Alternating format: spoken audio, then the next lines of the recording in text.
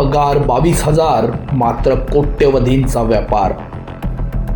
VLE धारकांचे लुटले आणि स्वतःचे घर भरले. आधारच्या गोपनीय माहितीचा दुरुपयोग केल्याची चर्चा. शासकीय आधार केंद्राला दिले भाडे तत्वावर. घोटाळ्यातून जमवली कोट्यवधींची माया. प्रतीक उमाटे यांना पाठबळ कुणाचे? प्रशासकीय अधिकारी कारवाई कधी करणार?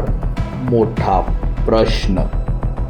आधार हा दस्तऐवज भारतीय नागरिकांच्या जीवनातील एक प्रमुख दस्तऐवज झालाय, ज्यासाठी संपूर्ण भारतात आधार बनवण्यासाठी आधार केंद्रे उभारून VLE द्वारे चालवले जायचे. मात्र महाराष्ट्रातील केंद्रे चालवणाऱ्या MahaIT द्वारे करार रद्द झाल्याने गेल्या बऱ्याच दिवसांपासून केंद्र बंद परिस्थितीत आहे, ज्यामुळे सर्वसामान्य नागरिकांना तसेच VLE धारकांना नाहक त्रास सहन करावा लागतोय. यातच नागरिकांना त्रास होतोय.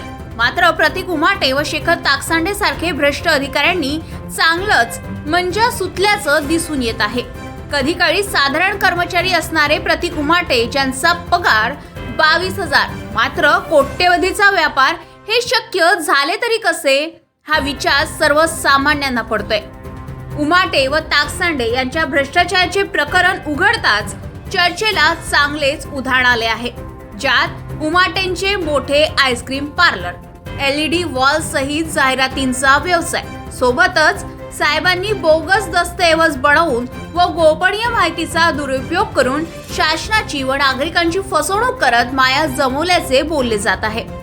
तर दुसरीकडे उमाटेंनी भ्रष्टाचाराचे चक्क दरपत्रक बनवल्याचे माहिती मिळत आहे, ज्यात आधार केंद्रासाठी लाख रुपये तर आपले सरकारसाठी 40,000 घेत होते.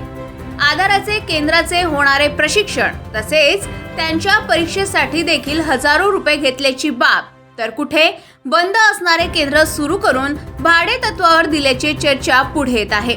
मात्र VLE धारकांनी दिलेल्या पुराव्यानंतरही यावर कारवाई करताना प्रशासनाच्या होणाऱ्या दिरंगाईमुळे भ्रष्टाचारांना पाठबळ कुणाचे, हा चर्चेचा विषय झालाय.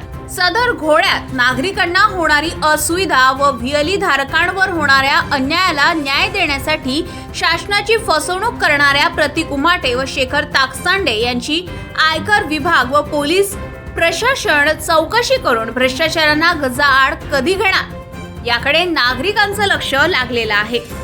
जनसंग्राम न्यूज, वर्धा.